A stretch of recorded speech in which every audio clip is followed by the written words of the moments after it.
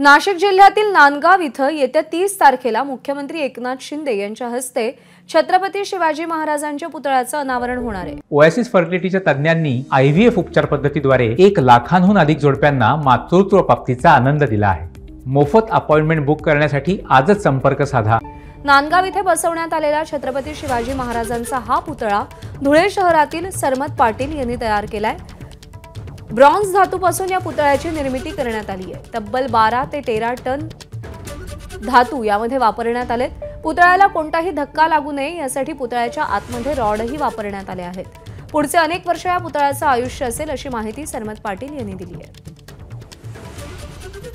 हा पुतळा ब्रॉन्झ धातूपासून बनवला आहे आणि याच्यात याचं वजन साधारण एक 12-13 टन याला मेटल लागलाय ब्रॉन्झचं।